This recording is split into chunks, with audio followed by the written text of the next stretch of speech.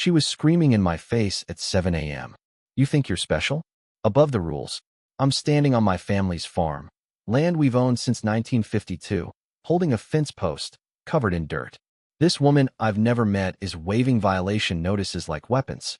30 days to remove your barn, your tractors, your livestock. Or we're taking everything. There was no HOA when I inherited this place 3 years ago. She smiles. Cold. Calculated. We rezoned. You're in violation of 47 codes. $500 daily fines start tomorrow. Then the bomb drops. This property would make a perfect golf course. We already have investors interested. My grandfather built this farm with his bare hands. 40 acres of Virginia mountains. My daughter's inheritance. And some HOA president wants to turn it into a country club?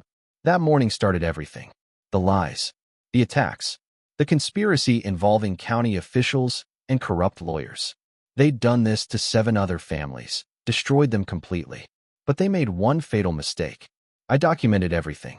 And when my attorney walked into federal court with 3 boxes of evidence, the look on their faces, you won't believe what happened next.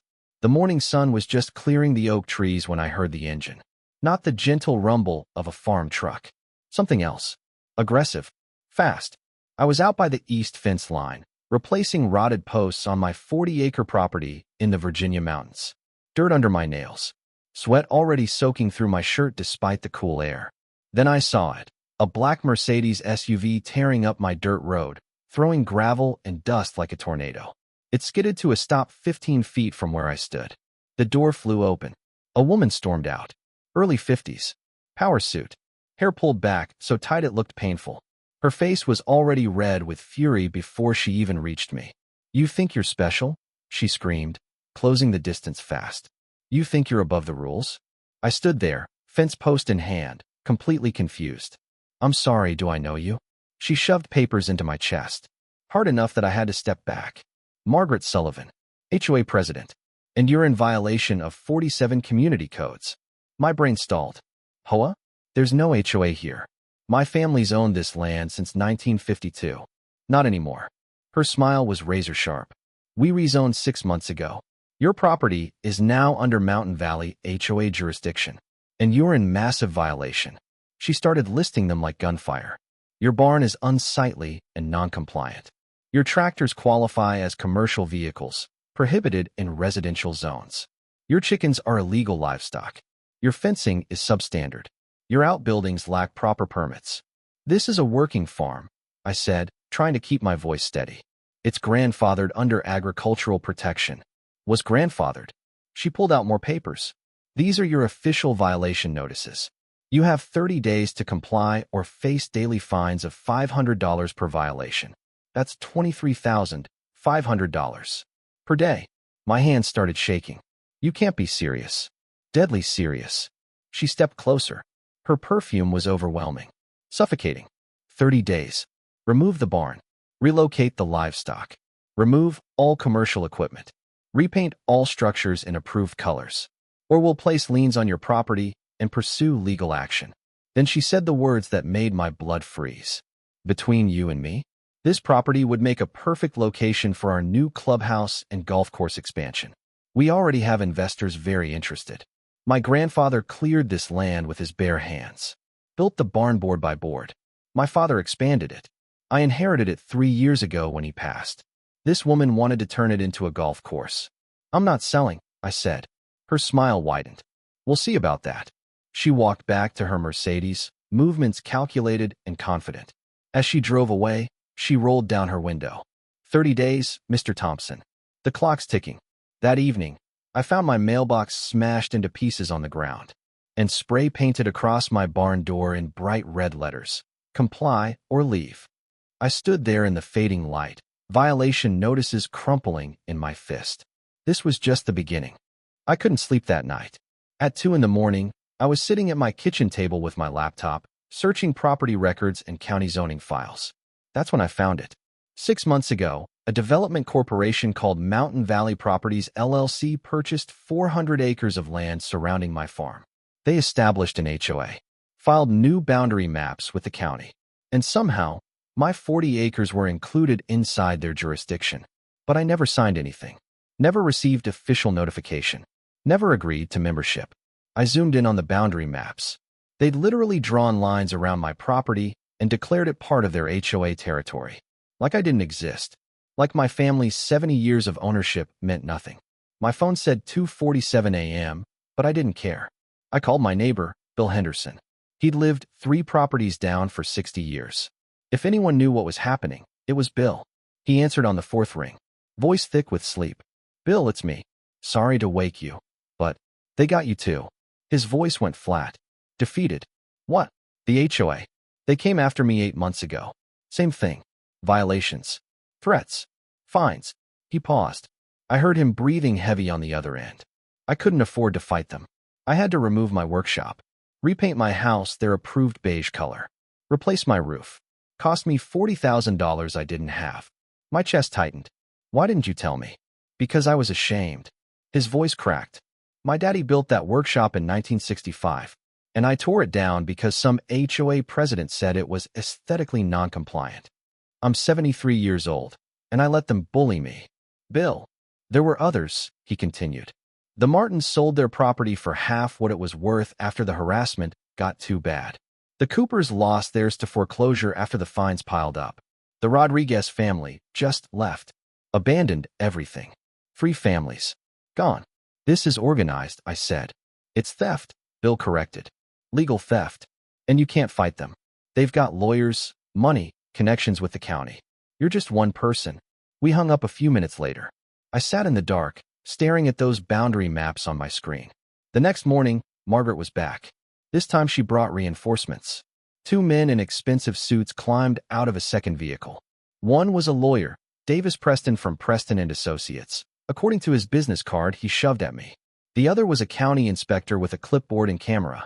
They didn't ask permission. They just walked onto my property, taking photos of everything. My barn. My equipment. My chicken coop. The inspector was making notes, shaking his head dramatically like he'd discovered a crime scene. Preston approached me with another stack of documents. Mr. Thompson, we're filing a civil lawsuit for $45,000 in accumulated fines and violations. Additionally, we've submitted formal complaints to the county regarding environmental violations, safety hazards, and zoning infractions on your property. Environmental violations? What are you talking about? The inspector looked up from his clipboard. Contaminated water runoff into the creek. Illegal structures without proper permits. Fire code violations in your barn. Improper waste disposal. Every single word was a lie. I've had this property inspected twice in the last 2 years. There are no violations. There are now, Margaret interrupted. She stepped close again. That same suffocating perfume. Here's what's going to happen. You're going to sell this property to our development group for $200,000. Fair market value for land in violation. My farm was worth at least $1.2 million. Or, she continued, you can fight us in court. Rack up legal bills you can't afford. Watch the fines pile up daily while you wait for a trial that'll take years. Lose everything anyway. She pulled out a contract. Already prepared. Sign now. Walk away with $200,000 and your dignity. Or lose it all and get nothing. Preston smiled. The inspector smirked. They thought they'd already won. Get off my property, I said quietly. Margaret's expression didn't change. 60 days, Mr. Thompson. Then we take it anyway. They left. And I realized, this wasn't just about my farm. This was their business model. They didn't waste time. Day 3. I was in the barn repairing a tractor engine when I heard vehicles. Multiple vehicles. 2 sheriff's cruisers pulled up my driveway. 4 deputies got out. My heart was hammering as I walked toward them, wiping grease off my hands. Mr. Thompson? The lead deputy asked. That's me. We received a call about a wellness check.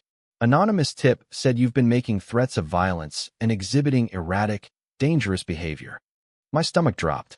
That's not true. I haven't threatened anyone. We need to check the property, sir.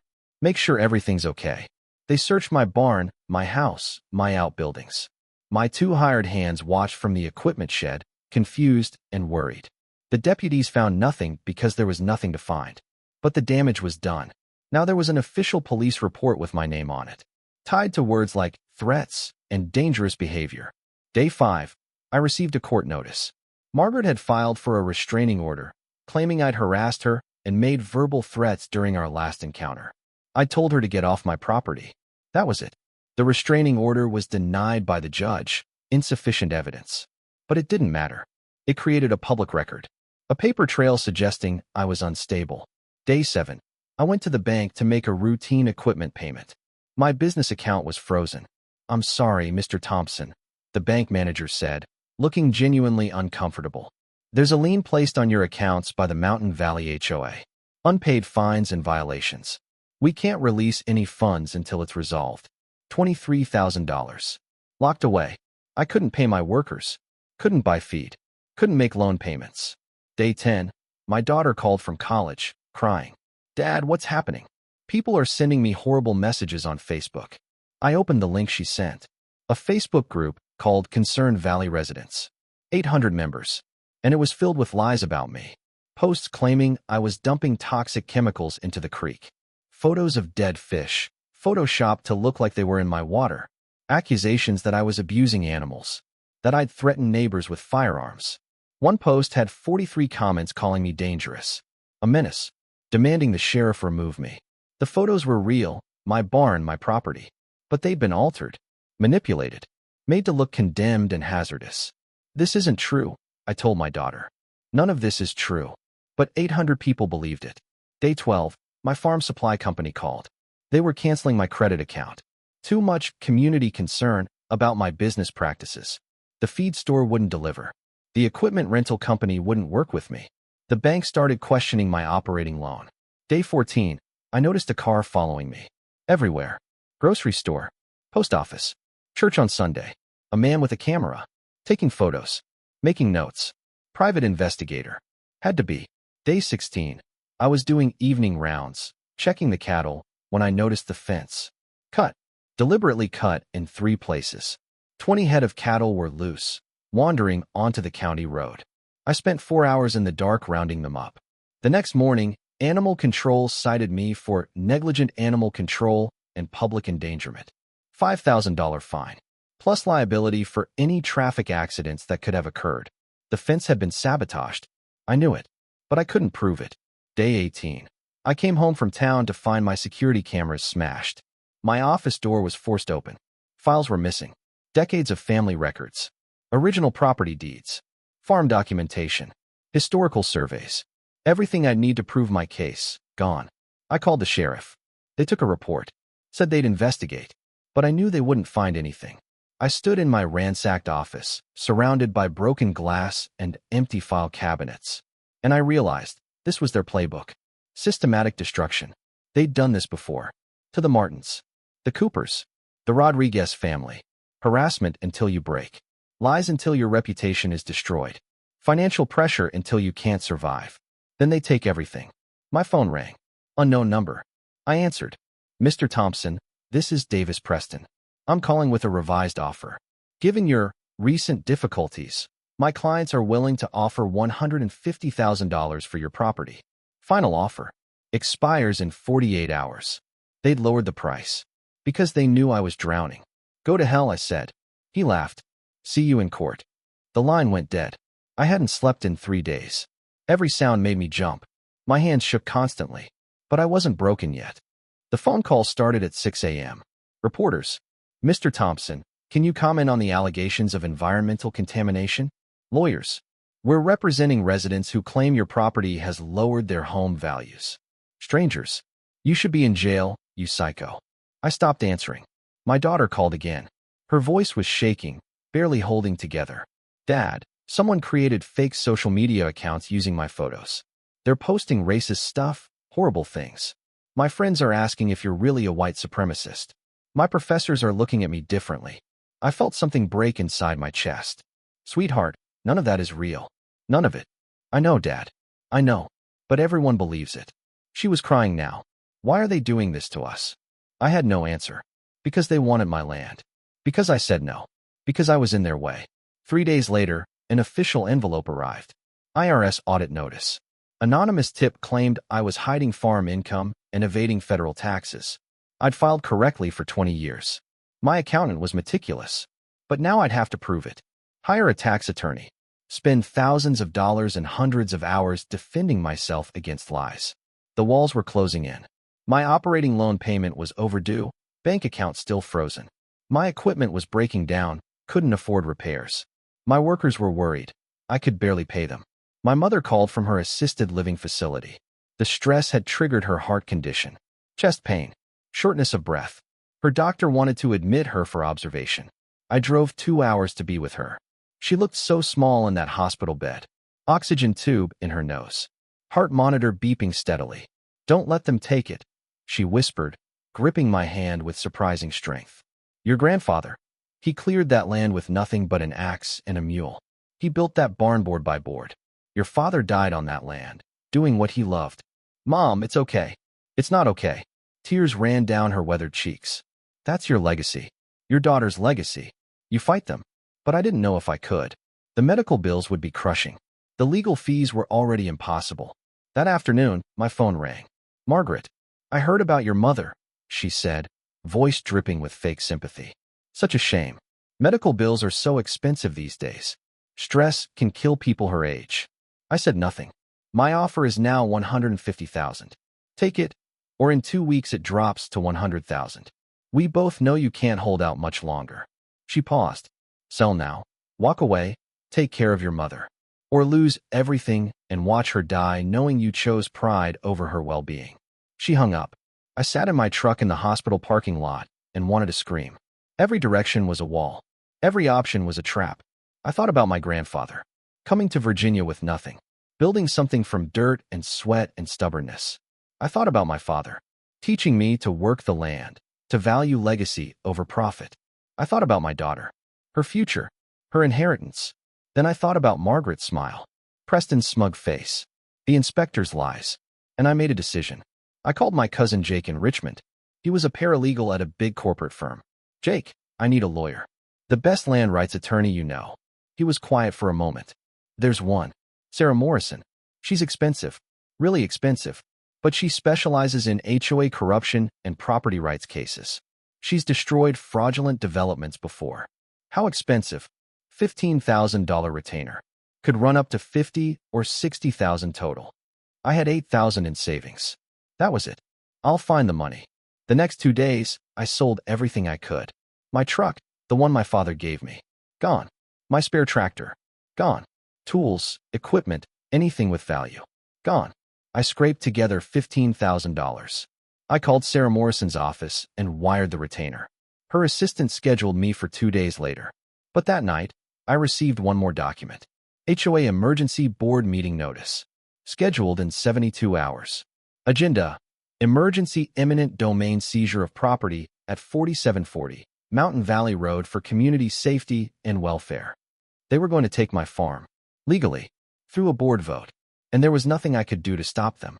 I looked at the notice, hands shaking with exhaustion and rage. Then I called Sarah Morrison's emergency line. She answered on the second ring. "Mr. Thompson? They're voting to seize my property in 3 days." Silence. Then, "Don't say anything to anyone. Don't attend that meeting. Come to my office tomorrow morning, 9 a.m. Can you stop them?" Her voice was steel. "I'm going to destroy them." Sarah Morrison's office was in a converted historic building in downtown Richmond. Exposed brick. High ceilings. Law books everywhere. She was waiting in the conference room. Mid-40s. Sharp gray eyes. Expensive navy suit. The kind of person who commanded a room just by existing. "Sit," she said, not unkindly. I sat. For the next hour, I told her everything. Every detail. Every attack. Every violation. Every lie. She didn't interrupt once. Just took notes in precise handwriting.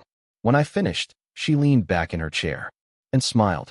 It was terrifying and beautiful at the same time. "They made 3 fatal mistakes," she said, spreading documents across the conference table. "First, they never properly annexed your property into HOA jurisdiction. The boundary maps were filed, but you never received certified notification as required by Virginia law. That makes the entire annexation fraudulent." She pulled out another document. "Second, Virginia has agricultural heritage protection statutes.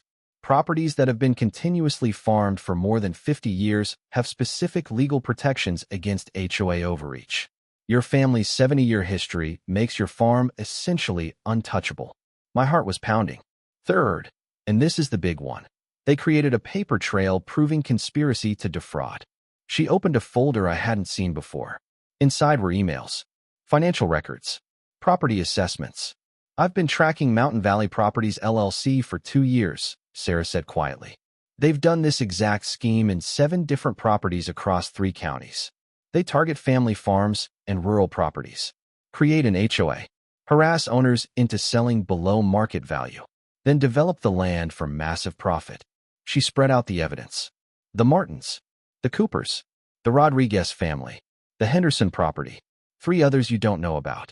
Combined, these families lost $4.3 million in property value through this fraudulent scheme. How did you get all this? I represented one of the other victims. We lost because we didn't have enough evidence. But I never stopped digging. Her expression hardened. You're not their first victim, Mr. Thompson, but you're going to be their last. She outlined the strategy. Document everything. Record every interaction. Say nothing publicly. Let them think they're winning. Let them get confident, arrogant. Meanwhile, she was filing federal civil rights violations, RICO charges for organized fraud, requesting FBI investigation into the county inspector's involvement. They think you're alone and desperate, Sarah said.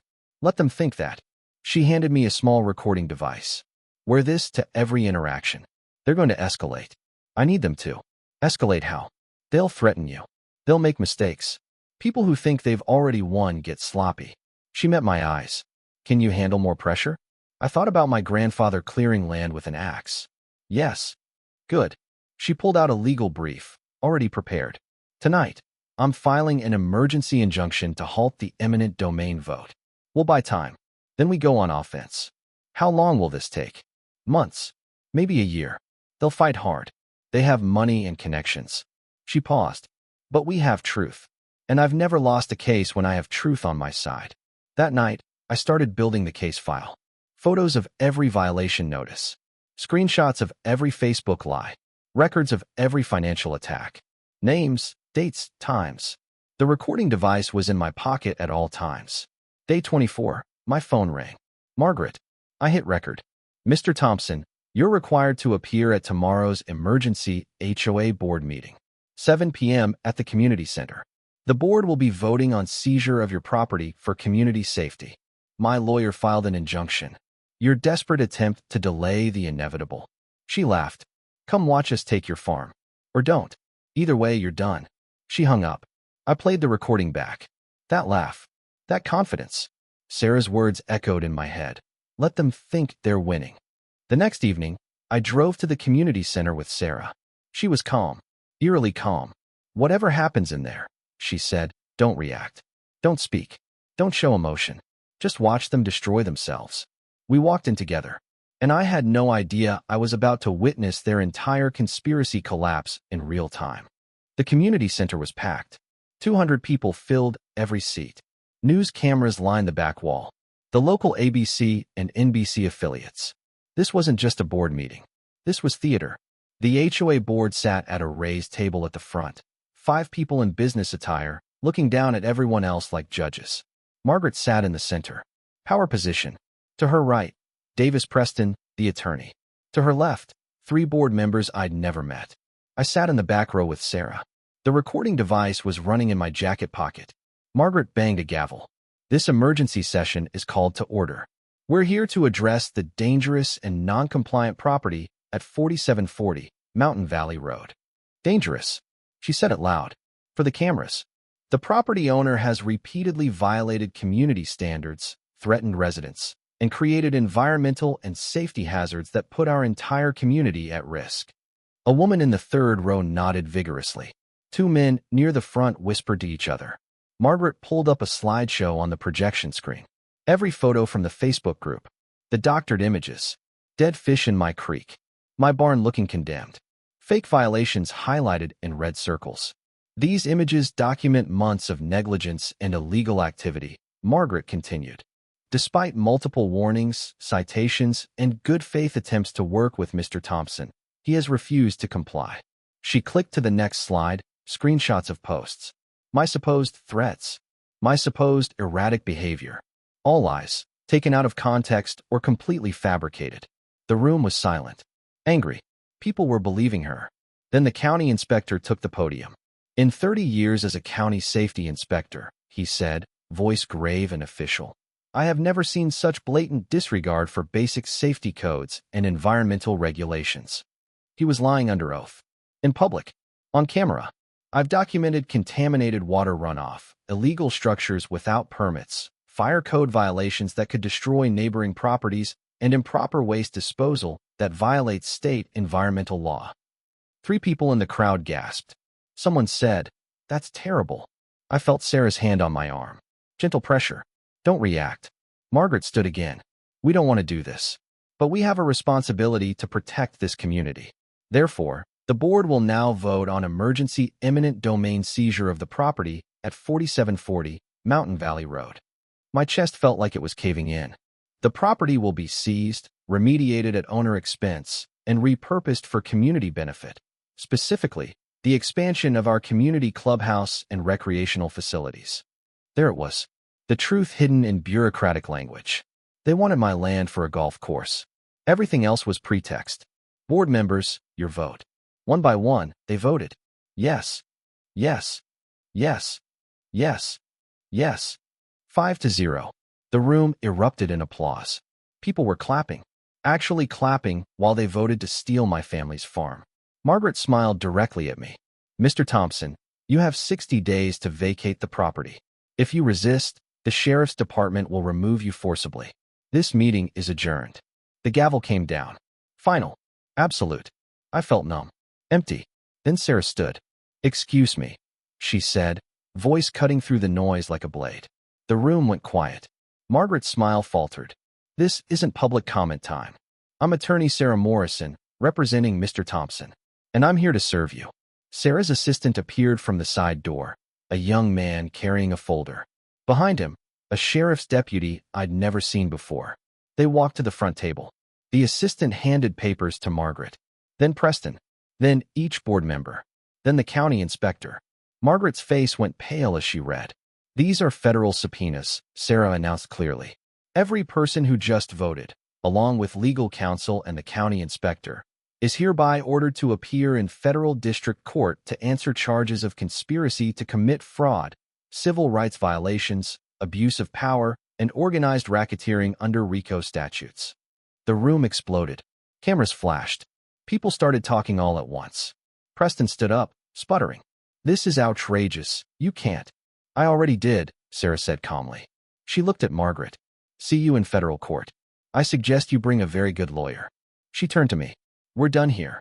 We walked out together. Behind us, chaos erupted. Board members arguing.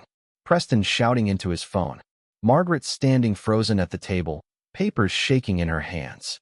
Outside in the parking lot, Sarah finally smiled. That felt good. What happens now? Now. She unlocked her car. Now they panic. Now they make mistakes. Now we destroy them with evidence they didn't know we had. Do we have enough? She looked at me with those steel gray eyes. Mr. Thompson, I've been building this case for 2 years. I have emails, financial records, testimony from other victims, documented proof of fraud. I have everything. She opened her car door. They thought you were just another farmer they could crush. They had no idea you'd find me. And they definitely had no idea I've been waiting for someone brave enough to fight back. I watched her drive away. Then I looked back at the community center. Through the windows, I could see Margaret still standing at the table, frozen, realizing, maybe for the first time, that she wasn't going to win, that she'd made a terrible mistake, and that everything was about to come crashing down. Federal court. 2 weeks later. The courtroom was massive. High ceilings. Dark wood everywhere. The kind of place that made you feel the weight of justice. Judge Catherine Reynolds sat elevated behind the bench. 60 years old. 20 years on the federal bench. Her reputation was legendary, fair, but ruthless with liars. Margaret sat at the defendant's table. No expensive suit today. She looked smaller somehow. Defeated already. Preston was there, but he'd brought backup, 2 senior partners from his firm, both looking nervous. The county inspector sat in the back row. Alone. Sarah stood before the judge with 3 bankers' boxes full of evidence. Your Honor, she began, voice clear and commanding. This isn't just an HOA dispute. This is organized criminal fraud, conspiracy, witness intimidation, corruption involving private developers and public officials. She opened the first box. Document 1. Property records proving Mr. Thompson's farm was never legally annexed into HOA jurisdiction. The boundary maps were filed, but certified notification, required by Virginia Code Section 55 to 516, was never sent. Every violation notice, every fine, every legal action taken against my client is therefore fraudulent. Judge Reynolds leaned forward, studying the documents. Sarah continued. Document 2. Internal emails from Mountain Valley Properties LLC discussing their acquisition strategy. She pulled out printed emails, holding them up. Quote, target rural properties with aging owners. Establish HOA jurisdiction through procedural loopholes. Harass owners with violations until they sell below market value. Profit margin, 300 to 500%. The courtroom was dead silent. Document 3. Financial records showing County Inspector Richard Dalton received $25,000 in consulting fees from Mountain Valley Properties over the past 18 months. The inspector's face went gray. Document 4. Recorded phone conversations between Margaret Sullivan and Davis Preston discussing the fabrication of violations and coordination of the Facebook smear campaign against my client. Sarah played the audio. Margaret's voice filled the courtroom, crystal clear. If Thompson doesn't sell, we'll bury him legally until he has no choice. The inspector's already on board. The Facebook group is destroying his reputation. He'll break. People in the gallery gasped. Margaret closed her eyes. Preston was sweating, whispering frantically to his partners. Sarah wasn't finished. Your Honor, we've identified 7 other victims across 3 counties. The Martins lost their property and sold for $80,000. Actual value $600,000. The Cooper family faced foreclosure after manufactured violations. The Rodriguez family abandoned their land entirely after sustained harassment. She pulled out more documents. Combined, these families lost $4.3 million in property value through this exact fraudulent scheme. Judge Reynolds removed her glasses. Her expression was stone. Counselor Preston, does your client wish to respond to these allegations? Preston stood slowly. Your Honor, my client maintains that all actions were taken in good faith according to HOA regulations. Good faith. Judge Reynolds' voice could cut steel. I've just heard evidence of conspiracy, fraud, and corruption. You're going to need more than good faith.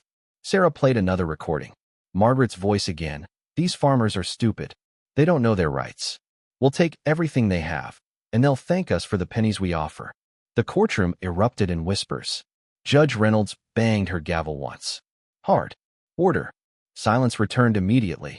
I'm issuing an immediate injunction halting all HOA actions against Mr. Thompson's property, effective immediately.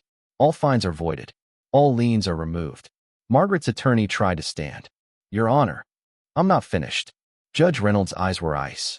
Furthermore, I'm referring this case to the FBI for criminal investigation into conspiracy, fraud, and public corruption. Bailiff, please ensure all defendants remain available for federal questioning. Margaret tried to stand. Preston grabbed her arm, pulling her back down, whispering frantically. Judge Reynolds looked at Sarah. Counselor Morrison, file your civil damages claim. This court will hear it. Sarah nodded. Thank you, Your Honor. As we left the courtroom, I saw Margaret's face. All the confidence was gone. All the power. She finally understood. She wasn't going to win. She was going to lose everything. The news hit that evening. Local TV stations ran it as breaking news. Federal investigation launched into developer fraud scheme. My face appeared on screen. But this time, I wasn't the villain. I was the victim who fought back. The reporter stood outside the courthouse. A local farmer's battle against an HOA has uncovered what federal investigators are calling organized fraud targeting rural Virginia families. Tonight, we have exclusive details. They showed clips from the courtroom, played excerpts of the recordings, interviewed Sarah. The Facebook group, Concerned Valley Residents, disappeared within 2 hours. Deleted. Gone. But screenshots were everywhere. People were being identified, tagged, confronted. Some started apologizing publicly, claiming they were manipulated, claiming they didn't know the truth. Day 3 after court, County Inspector Richard Dalton resigned. The official statement was brief. Mr. Dalton is stepping down effective immediately and cooperating fully with federal authorities. Translation: he flipped. He was giving them everything. Day 5. 2 HOA board members quit. One released a statement through his attorney.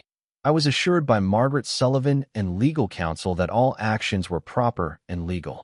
I was misled and deeply regret any harm caused to affected families. They were running, trying to save themselves. Day 7. The development company's CEO appeared on TV. Expensive suit. Practiced corporate smile. Smooth lawyer-approved statement. Mountain Valley Properties had no knowledge of any improper activities. We relied on local management and legal counsel to conduct all operations ethically and legally. But leaked emails told a different story. His signature was on approval documents for the acquisition strategy. Day 10.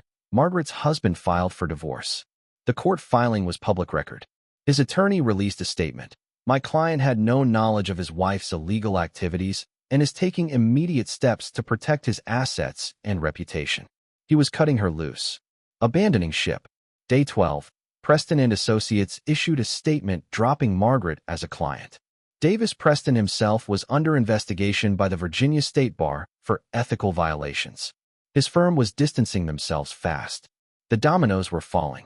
Every day brought new developments, new resignations, new revelations. Day 14. A thick envelope arrived at my farm. Law firm I didn't recognize. Corporate letterhead. Inside, a letter from Mountain Valley Properties' new legal team. Dear Mr. Thompson, we wish to discuss settlement regarding your property and the properties of other affected landowners. We believe a mutually beneficial resolution can be reached. Please contact us at your earliest convenience. They were terrified. I called Sarah immediately. They want to settle. Of course they do. I could hear the smile in her voice. The FBI seized their financial records yesterday. They're looking at criminal charges for fraud, conspiracy, possibly RICO violations. They want this to disappear before they end up in federal prison. What do? We don't settle yet, she said firmly. We go back to court. Civil trial. We make them pay for every family they destroyed, every lie they told, every life they ruined. How much are we asking for? Pause. Everything they have. 3 days later, Sarah filed the civil lawsuit. Damages for me. $2.4 million for property value loss, emotional distress, business damages, legal fees, and punitive damages. But she wasn't just representing me anymore. 7 other families had joined the lawsuit. The Martins, the Coopers, Bill Henderson, others I'd never met. Combined damages, $18.7 million. The news ran it as the lead story. Victims of HOA fraud scheme unite in multi-million-dollar lawsuit. That night, I stood on my porch watching the sunset over the mountains. My farm was safe. The injunction protected it. But this wasn't over. Margaret, Preston, the developers, they'd tried to destroy me. Destroy my family. Destroy everything my grandfather built. Now it was time for them to answer for it. In court. In public. In front of everyone. And I was going to watch them fall. Civil court. 6 weeks later. The gallery was packed beyond capacity. Standing room only. Reporters from 3 states. Camera crews lined against the back wall. This had become a national story. The little guy fighting corporate corruption. Sarah sat at our table with 4 associate attorneys. Boxes of evidence stacked behind us. Across the aisle, Margaret, looking 20 years older than 2 months ago. Her new attorney was young, nervous, clearly out of his depth. The development company's legal team took up 2 entire tables. 8 attorneys. Expensive suits. Grim faces. They knew what was coming. Judge Harrison entered. All rise. The trial began. Sarah's opening statement was surgical, precise, devastating. Ladies and gentlemen of the jury, you're going to hear about how a development corporation and its agents systematically destroyed families across 3 counties. How they used bureaucracy as a weapon. How they turned the law into a tool for theft. She walked them through everything. Every victim. Every lie. Every attack. Then came the witnesses. First, Bill Henderson. Sarah stood before him. Mr. Henderson, please tell the jury what happened to your property. Bill's voice shook but held strong. I owned my land for 60 years. My father built our home in 1955. The HOA came after me in 2023. Said my workshop was non-compliant. My roof was wrong. My paint color violated community standards. What did they threaten? Daily fines. Legal action.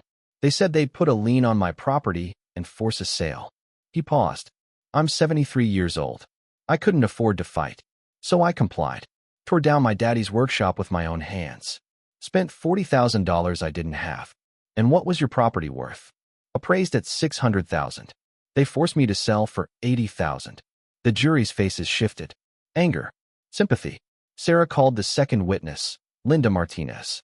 The HOA came after me during my cancer treatment. Linda testified, voice breaking. I was doing chemotherapy. Too weak to fight. They filed violations for my lawn, my mailbox, trivial things. The harassment was constant. I lost my home because I was too sick to defend myself. Juror number 4 was crying.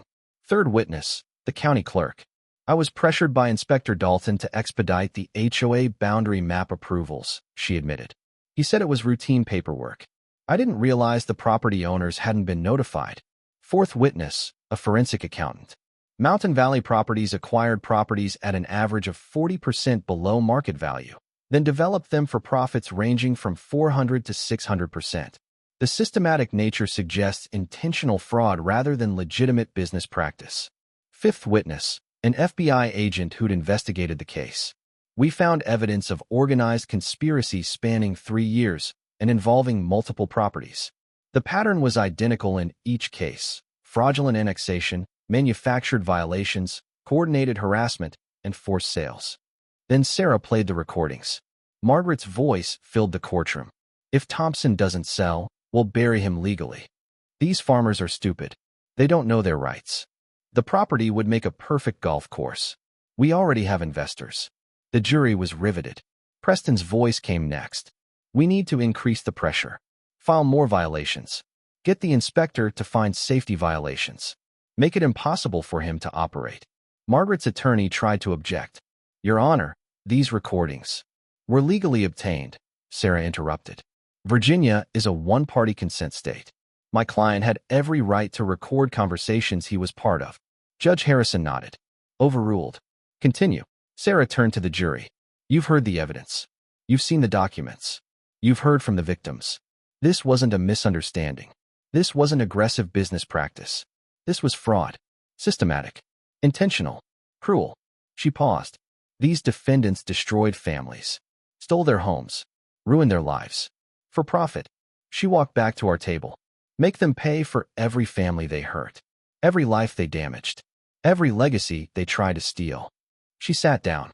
Margaret's attorney stood for his closing. He tried. He really did. But how do you defend the indefensible? My client made mistakes in judgment. Mistakes. Sarah stood. Your Honor, objection. These weren't mistakes. These were calculated crimes. Judge Harrison sustained it. The jury deliberated for 4 hours. When they returned, the forewoman stood.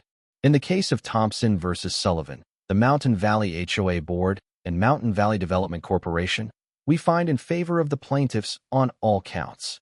The courtroom exploded in applause. Judge Harrison banged his gavel, but didn't stop the applause. Damages awarded, $23.4 million, including punitive damages. Margaret collapsed forward onto the table. The development company's attorneys were already gathering papers, preparing appeals. But Judge Harrison wasn't finished. Additionally, I'm ordering the complete dissolution of the Mountain Valley HOA, the reversal of all property annexations obtained through fraud, and the return of all properties to their rightful owners at current fair market value. Bill Henderson grabbed my arm. He was crying. We're getting our land back, he whispered. Oh God, we're getting it back. Outside the courthouse, cameras surrounded us. Sarah made the statement. Today, justice was served. But this verdict is bigger than one case. It's a message: you cannot use bureaucracy as a weapon to steal from American families. A reporter shouted, "What's next?" Federal criminal charges, Sarah said simply. This isn't over. That night, my phone rang. FBI Special Agent Rodriguez. Mr. Thompson, we're filing federal criminal charges against Sullivan, Preston, and 4 executives from Mountain Valley Properties. Conspiracy to commit fraud. Wire fraud. Racketeering. Your testimony and evidence made this possible. How long will they get? If convicted? 5 to 10 years each. Plus permanent ban from real estate development and practice. I hung up and walked outside. The farm was quiet. Peaceful. Stars filled the Virginia sky. My grandfather's legacy was safe. 3 days after the verdict, reality started setting in. $23.4 million. The number was almost incomprehensible. But more important than the money was what Judge Harrison had ordered: dissolution of the HOA and return of all fraudulently seized properties. Bill Henderson called me at 6 in the morning. They're giving it back. His voice cracked with emotion. My land, my home. They're reversing the sale. I'm getting everything back at current market value. The Martinez family got their home back. The Cooper family, who'd lost everything to foreclosure, they were made whole. 7 families. Restored. But Margaret's world was collapsing. Day 5 after verdict. Criminal sentencing hearing. Federal courthouse. Different judge. Same packed gallery. Margaret stood before Judge Patricia Walsh. No power suit now. Plain dress. No makeup. She looked hollow. Margaret Sullivan, you've been found guilty of conspiracy to commit fraud, wire fraud, and racketeering under federal RICO statutes. Do you have anything to say before sentencing? Margaret's voice was barely a whisper. I'm sorry. I was following the company's plan. I didn't understand. You didn't understand that stealing people's homes was wrong? Judge Walsh's voice was sharp. You coordinated harassment campaigns. You fabricated violations. You destroyed families deliberately and systematically. Margaret's attorney tried to interject. Your Honor, my client was under immense pressure from the development company. Your client received $200,000 in commission for each property successfully acquired. Judge Walsh interrupted. She profited from fraud. She knew exactly what she was doing. The judge looked at the sentencing guidelines. Margaret Sullivan, I hereby sentence you to 4 years in federal prison, followed by 3 years supervised release. Additionally, you are permanently barred from any position involving property management or real estate development.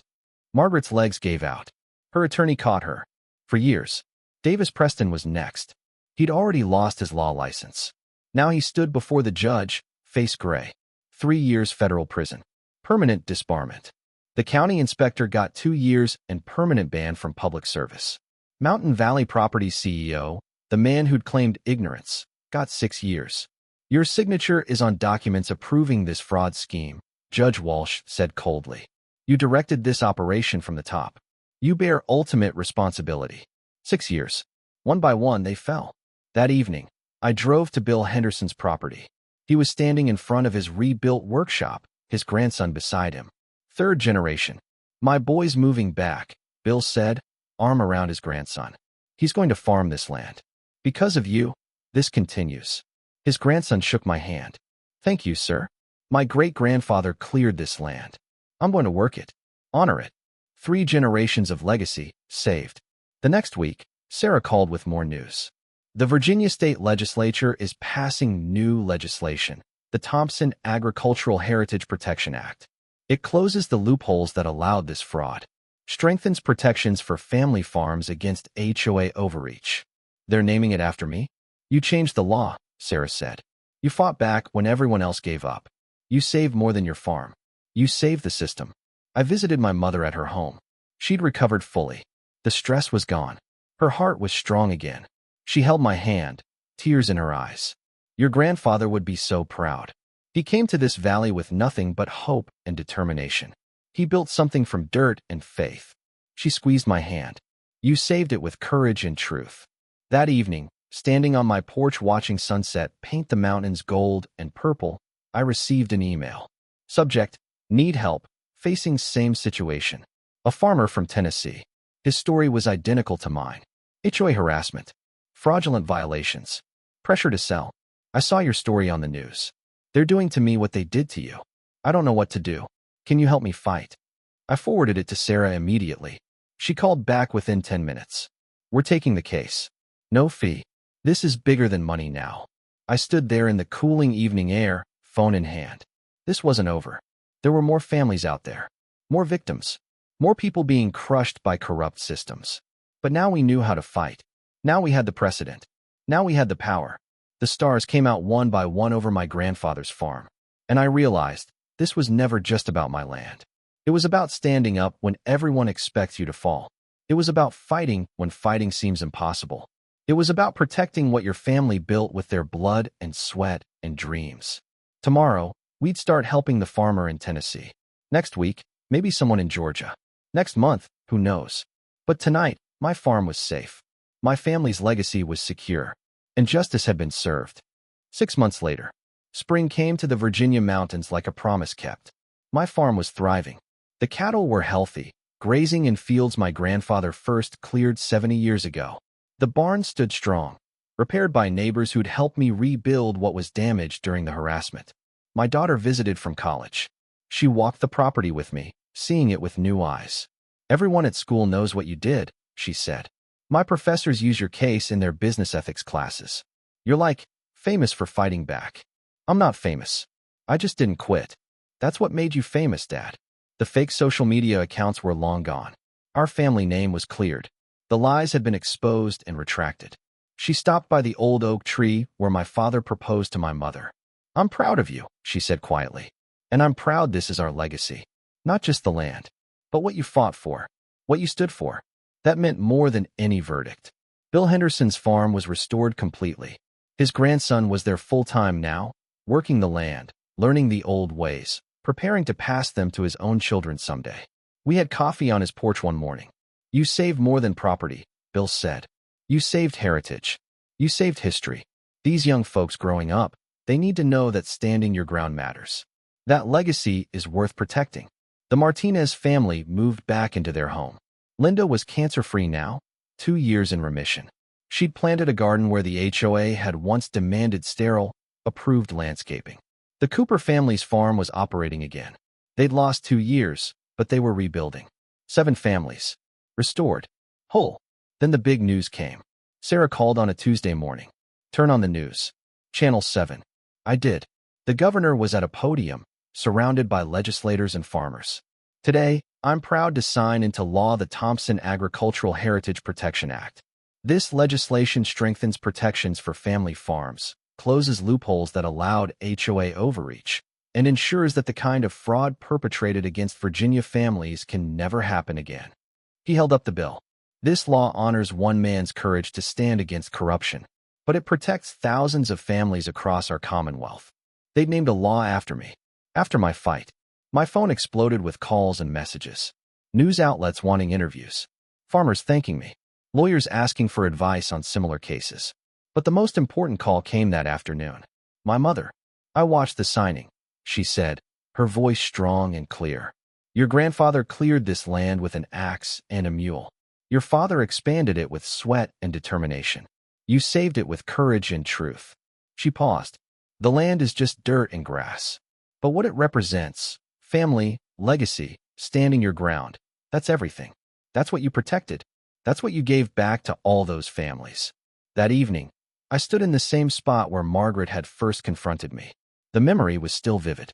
Her screaming, her threats, her absolute certainty that she'd already won. But she hadn't counted on one thing. She hadn't counted on someone fighting back. Sarah's firm had taken on 14 more cases across 6 states. The Thompson precedent was being used everywhere.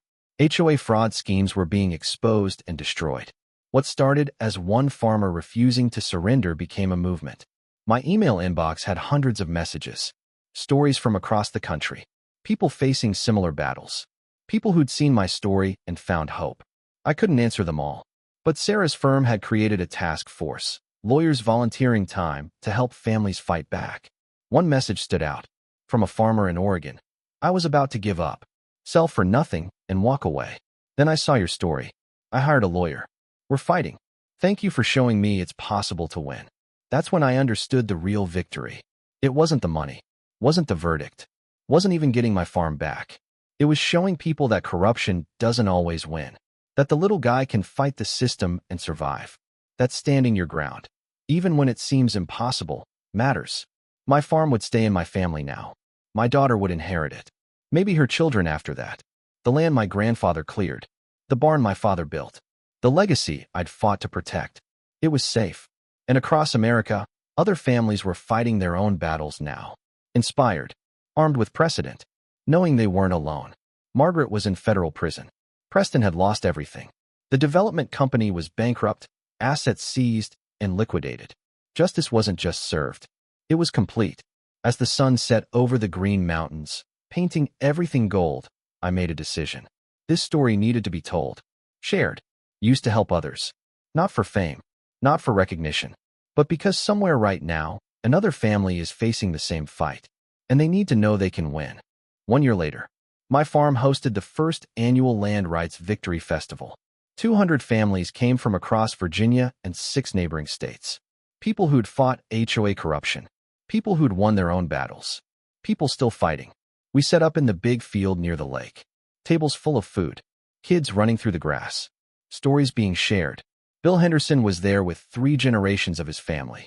The Martinez family brought their entire extended family.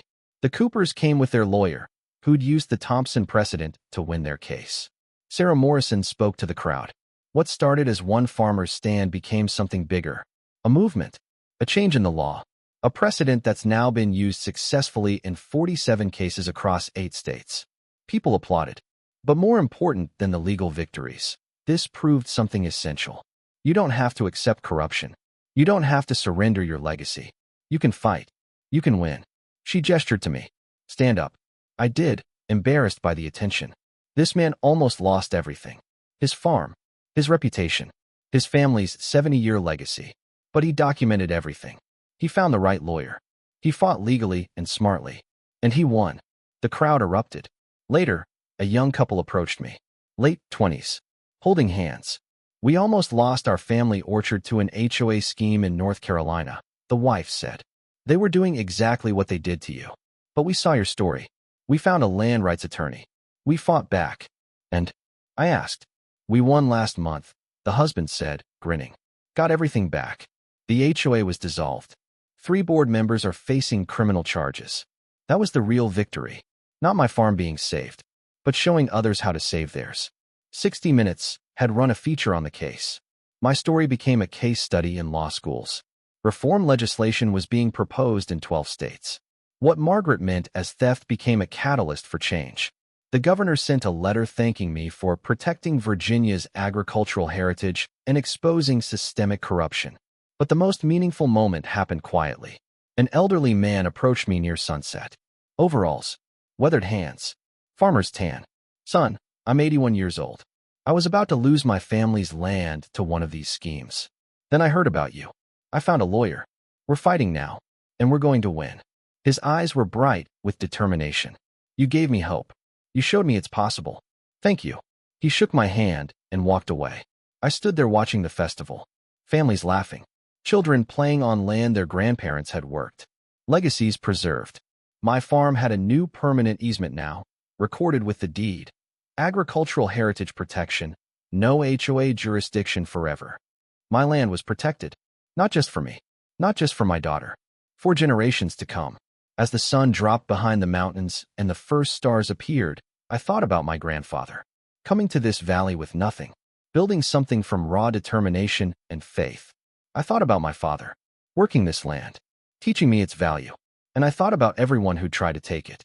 They'd failed, not because I was special, not because I was brave, but because I refused to quit, because I documented everything, because I found the right help, because I fought smart, not just hard. And now, standing on this land that nearly became a golf course, I had one message for anyone watching this story. I looked at the camera. If you're facing HOA harassment right now, illegal fines, manufactured violations, systematic pressure to sell your property, listen carefully. You're not alone. This is happening across America.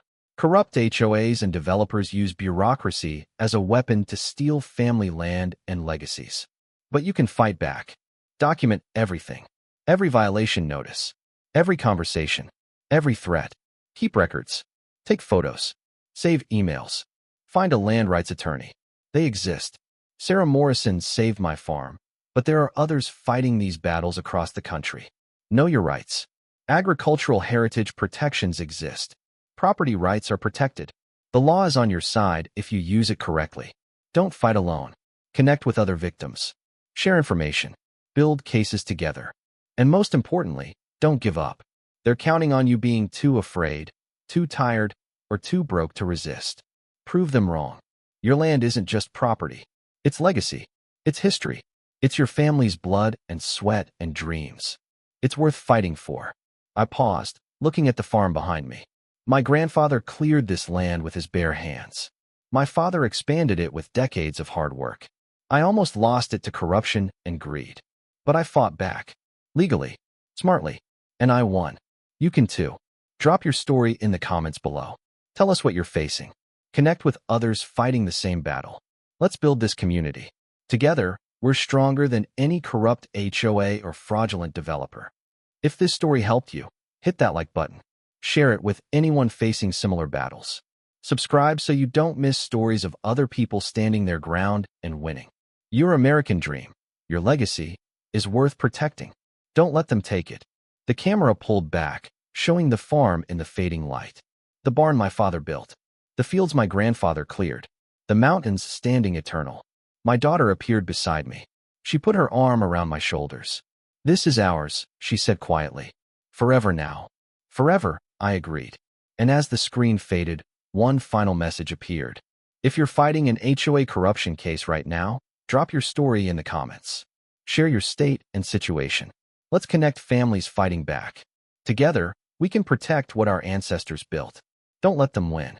Leave a comment and join the movement.